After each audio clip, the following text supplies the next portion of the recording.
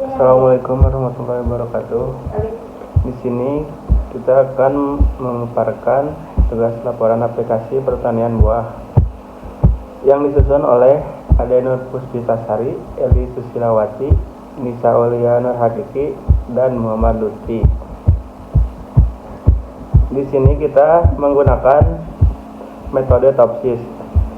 Metode TOPSIS adalah salah satu metode pengambilan keputusan yang multi kriteria yang pertama kali diperkenalkan oleh Hyun dan Huang pada tahun 1981. Metode ini juga merupakan salah satu metode yang digemari oleh peneliti di dalam merancang sebuah sistem pendukung keputusan. Selain konsepnya sederhana, tetapi kompleksitas dalam pemecahan masalah baik itu ditandai dengan konsep penyelesaian. Metode ini yaitu dengan memiliki alternatif terbaik yang tidak hanya memiliki jarak terpendek dari solusi ideal positif, tetapi juga memiliki jarak terpanjang dari solusi ideal negatif. Berikut tahapan dalam metode TOPSIS yaitu: 1. Menentukan terlebih dahulu kriteria yang akan dijadikan sebagai tolak ukur penyelesaian masalah. Kriteria merupakan atribut dari objek atau solusi yang akan dinilai setelah diklarifikasi sesuai dengan kebutuhan. Yang kedua, menentukan matrik keputusan ternormalisasi. Yang ketiga, menentukan matrik keputusan ternormalisasi terbobot. Yang keempat, menentukan matrik solusi ideal positif dan matrik solusi ideal negatif. Yang kelima, menghitung distance atau jarak nilai terbobot setiap alternatif terhadap solusi ideal positif negatif. Yang keenam, menghitung nilai preferensi dari setiap alternatif. Dan yang ketujuh, melakukan perankingan. Untuk yang selanjutnya yaitu contoh studi kasus untuk aplikasi pertanian buah. Contohnya yaitu sebuah petani ingin memilih jenis buah terbaik untuk dijual di pasar. Terdapat 4 jenis buah yang dipertimbangkan, yaitu mangga, pepaya, nanas, dan anggur. Petani menggunakan 4 kriteria untuk memilih setiap jenis buah. Yang pertama yaitu permintaan pasar dalam hitungan ton per bulan. Yang kedua, ketahanan terhadap penyimpanan kuat berapa dalam hitungan hari. Yang ketiga yaitu biaya produksi dalam hitungan 1 kilo. Dan yang terakhir yaitu harga jual per kilonya berapa. Bobot untuk setiap kriteria adalah sebagai berikut. Yang pertama, permintaan pasar atau C1 yaitu 0,4. Yang kedua, ketahanan terhadap penyimpanan atau C2 yaitu 0,2. Yang ketiga, biaya produksi atau C3 yaitu 0,1. Dan yang keempat, harga jual C4 yaitu 0,3. Dan untuk soalnya yaitu tentukan jenis buah terbaik berdasarkan nilai preferensi tertinggi. Di sini kami menggunakan metode TOPSIS untuk perhitungan sistem pendukung keputusan aplikasi pertanian buah. Hitungan pertama yang dilakukan yaitu permintaan pasar dengan menghitung RIJ sama dengan XIJ per akar XIJ kuadrat. Sebagaimana dalam contoh soal tadi, yaitu mangga permintaan pasarnya adalah 20 ton dalam 1 bulan. Dibagi dengan akar, dihitungkan semua permintaan pasar mangga, pepaya, nanas, dan juga anggur. Sebagaimana sesuai rumus menjadi akar 20 kuadrat ditambah 15 kuadrat. 15 kuadrat itu diambil dari nilai permintaan pasar pepaya. Selanjutnya ditambah 17 kuadrat itu diambil dari nilai permintaan pasar nanas. Dan yang terakhir ditambah 13 kuadrat yaitu permintaan pasar dari anggur.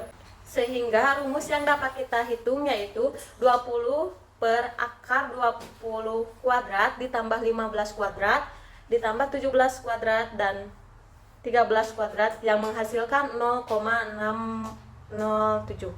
Untuk perhitungan selanjutnya seperti ketahanan penyimpanan, biaya produksi, dan harga jual sama menggunakan rumus seperti yang sebelumnya, dapat dilihat dari contoh di atas.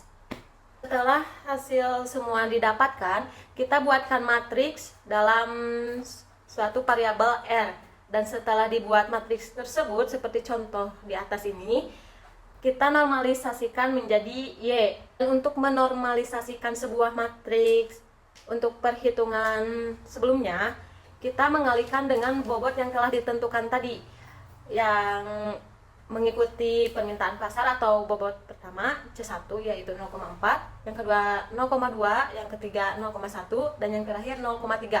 Setelah semuanya selesai, dilanjutkan dengan menghitung solusi ideal positif dan juga solusi ideal negatif. Untuk solusi ideal negatif, yang pertama Y1 negatif sama dengan max dalam kurung diambil dari nilai normalisasi tadi dan diambil nilai terbesarnya. Kenapa diambil nilai terbesarnya? Karena pada permintaan pasar atau C1 itu merupakan sebuah keuntungan. Jadi di sini diambil maksimal nilai yang paling besar. Dan untuk selanjutnya Y2 positif yaitu min, dikarenakan ketahanan terhadap penyimpanan merupakan sebuah biaya. Jadi harus mengambil nilai minimal, yaitu nilai terkecil, dan dilanjutkan sampai ke solusi ideal positif yang keempat, yaitu harga jual. Dan dapat dihasilkan solusi ideal positifnya yaitu 0,2428, 0,069, 0,277, dan 21132. Untuk solusi ideal negatif yaitu kebalikan dari solusi ideal positif yang tadi. Jika Y1 positif maksimal, maka Y1 negatif yaitu minimal dikarenakan biaya dalam permintaan pasar tersebut. Dan perhitungannya sama seperti solusi ideal positif, cuma itu merupakan kebalikannya. Dan dapat dihasilkan solusi negatifnya 0,158, 0,1218, 0,739, dan 1,566. Selanjutnya yaitu menghitung jarak positif, yaitu D1 plus sama dengan Y hasil solusi ideal positif dikurangi dengan nilai normalisasi tadi dan dikuadratkan. Diulangi sampai solusi ideal positif habis dikurangi dengan normalisasi yang tadi. Hitungannya sama sehingga dapat dihasilkan D1 positifnya 1,959, D2 positif 2,1,68, D3 positif 1,663, dan D4 positif 2,253. Sama seperti solusi ideal negatif, untuk jarak negatif adalah sebuah kebalikan dari jarak positif. Sehingga hasil yang didapatkan dari jarak negatif yaitu D1 negatif 1,102, D2 negatif 1,171, D3 negatif 0,929, D4 negatif 2,398. Dan untuk yang terakhir yaitu nilai preferensi digunakan untuk mencari alternatif yang paling terbaik dalam studi kasus ini. P1 sama dengan 1,102 per 1,959 ditambah 1,102. Perhitungan ini didapatkan dari D1 negatif atau jarak yang tadi dibagi jarak dan ditambah jarak positif. Dan setelah dihitung semua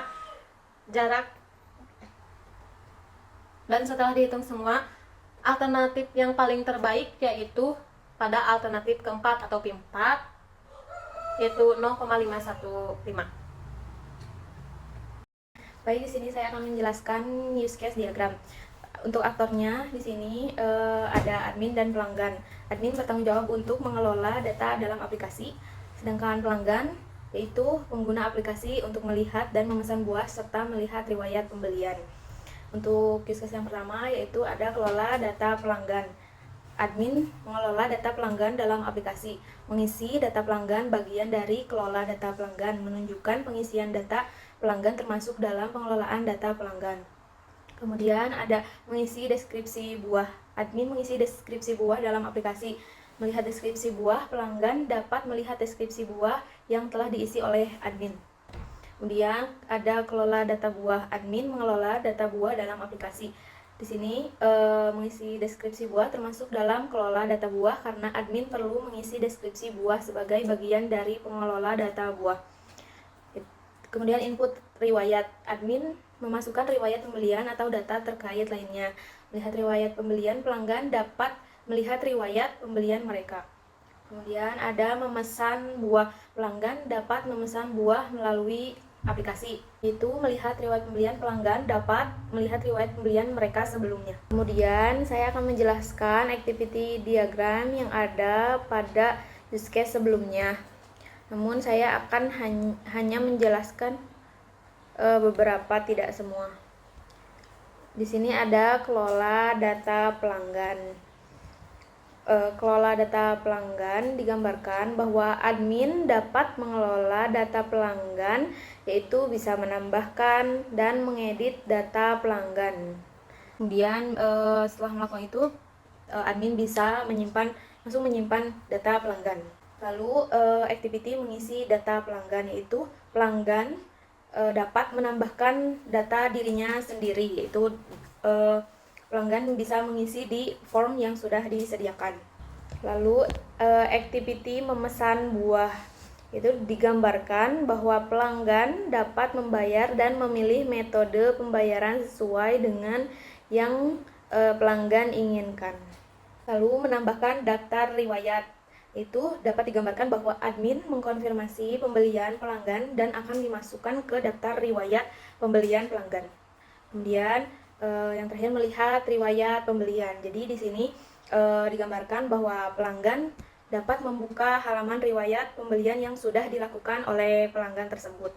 Untuk yang selanjutnya, saya akan menjelaskan beberapa sequence pada aplikasi pertanian buah. Yang pertama yaitu kelola halaman daftar riwayat, di mana admin mengunjungi halaman kelola daftar riwayat pada sebuah user interface dan mengklik halaman tersebut pada sebuah controller yang dimana mengatur sebuah data, dan setelah itu data didapatkan dari database. Data tersebut dikembalikan dan akan ditampilkan kepada halaman admin. Langkah selanjutnya yaitu admin mengelola yang biasa disebut dengan CRUD, yaitu create, read, update, dan delete. Setelah semuanya selesai, data tersebut disimpan dan controller akan menyimpan datanya. Jika data tersebut tidak lengkap, maka akan menampilkan bahwa data tersebut harus dilengkapi atau menampilkan sebuah notifikasi gagal, dan admin harus mengulangi proses CRUD yang sebelumnya telah dilakukan. Setelah itu akan disimpan kembali, dan jika datanya sudah berhasil, maka data tersebut akan ditampilkan data telah berhasil disimpan. Untuk yang selanjutnya yaitu ada sequence pelanggan melihat data pelanggan atau mengunjungi data pelanggan, di mana pelanggan mengunjungi halaman data pelanggan tersebut dan mengklik data pelanggan pada tahap controller yang akan menampilkan sebuah sistem tersebut. Dan setelah itu, pelanggan memilih menu edit data agar datanya tersimpan di controller. Dan setelah ditampilkan, pelanggan mengisi form data pelanggan untuk melengkapi sebuah kebutuhan data yang akan disimpan pada sebuah sistem. Dan yang terakhir yaitu menyimpan data pelanggan. Untuk menyimpan data ini, jika terjadi kesalahan, maka akan diulangi lagi pada form data pelanggan, dan jika sudah benar, maka data akan disimpan dan ditampilkan bahwa data berhasil disimpan. Sequence selanjutnya yaitu pelanggan memesan buah, di mana pelanggan dapat mengunjungi halaman pesanan buah yang dimana akan ditampilkan oleh sistem atau controller yang mengatur itu sebuah data dan menampilkan halaman pesanan buah. Lalu pelanggan memilih menu halaman tersebut untuk melihat apa saja yang ditampilkan atau yang sudah dikelola oleh admin, dan setelah melihat itu pelanggan dapat memesan buah apa saja sesuai dengan keinginan. Setelah semua pesanan itu dirasa cukup atau sudah, maka pesanan tersebut akan disimpan. Setelah disimpan dan berhasil, tentunya akan memunculkan sebuah notifikasi berhasil, dan data tersebut disimpan dalam sebuah database yang akan dimunculkan pada sebuah admin, sehingga admin dapat mengelola pesanan tersebut agar dapat dikirimkan dengan tepat waktu. Di sini saya akan menjelaskan kelas diagram dari aplikasi pertanian buah dari mata kuliah Sistem Pendukung Keputusan. Yang pertama itu ada kelas user. Kelas user ini memiliki hubungan asosiasi dengan petani, dengan kelas petani. Kelas petani memiliki hubungan dekomposisi dengan lahan karena mereka saling berkaitan, dan ketika satu kelas tidak ada, maka kelas yang lainnya pun tidak ada. Terus petani juga memiliki hubungan agregasi dengan riwayat pembelian. Supplier memiliki hubungan agregasi dengan user. Buah memiliki hubungan dekomposisi dengan petani, di mana petani dan buah saling berkaitan. Ketika salah satunya tidak ada, maka tidak ada kelas satunya lagi. Stok buah memiliki hubungan agregasi dengan buah. Riwayat pembelian memiliki hubungan agregasi dengan petani. Riwayat pembelian memiliki hubungan agregasi juga dengan supplier. Perbedaan dari dekomposisi dengan agregasi yaitu dekomposisi adalah garis hubungan yang dimana salah satu kelas ketika tidak ada, maka tidak ada kelas yang lainnya. Maka sedangkan agregasi adalah kelas garis penghubung dari kelas yang saling memiliki, tapi ketika salah satu tidak ada, maka yang lainnya tetap ada. Terima kasih. Baik, selanjutnya saya akan menjelaskan mengenai Entity Relationship Diagram dari aplikasi pertanian buah untuk mata kuliah sistem pendukung keputusan. Yang pertama itu ada Entity User. Entity User itu berhubungan dengan supplier pasar itu one to one, di mana satu supplier pasar memiliki satu user atau satu user memiliki satu supplier pasar. Dilanjut, Entity User itu berhubungan dengan petani, sama seperti entity user dan supplier pasar, mereka memiliki hubungan one to one, di mana satu user memiliki satu petani juga berhubungan dengan satu user. Entity petani itu berhubungan dengan produksi. Entity produksi di mana hubungan mereka yaitu one to many, di mana satu petani memiliki banyak produksi. Terus supplier pasar berhubungan dengan entity harga jual, di mana hubungan antara supplier pasar dengan entity harga jual itu one to many, di mana satu supplier pasar bisa memiliki banyak harga jual. Buah itu berhubungan dengan harga jual one to many, di mana satu buah bisa memiliki banyak harga. Produksi berhubungan dengan buah, di mana hubungan mereka one to many, di mana satu produksi bisa memiliki banyak buah, dan buah berhubungan dengan permintaan pasar, di mana satu buah bisa memiliki banyak permintaan pasar atau banyak pemesanan pasar. Di mana entity role di sini ada entity role. Entity role berhubungan dengan user dan petani, di mana role ini mencakup antara entity user dan entity petani. Terima kasih. Assalamualaikum warahmatullahi wabarakatuh. Selanjutnya ini adalah user interface dari aplikasi ini. Yang pertama ada login user. Di sini si user memasukkan username dan password. Lalu ada halaman riwayat pembelian. Di sini si user bisa melihat riwayat pembelian yang sebelumnya dibeli. Kemudian ada halaman ke data pelanggan. Di sini di halaman data pelanggan, si petani bisa memasukkan nama pelanggan, alamat, nomor telepon, dan email, lalu menyimpan. Kemudian ada halaman ke data buah. Halaman ke data buah ini si petani bisa memasukkan jenis buah, permintaan pasar, ketahanan penyimpanan, terus biaya produksi dan harga jual. Nah, itu bisa dilihat dari tabel data buah. Sekian penjelasan dari user interface-nya. Terima kasih.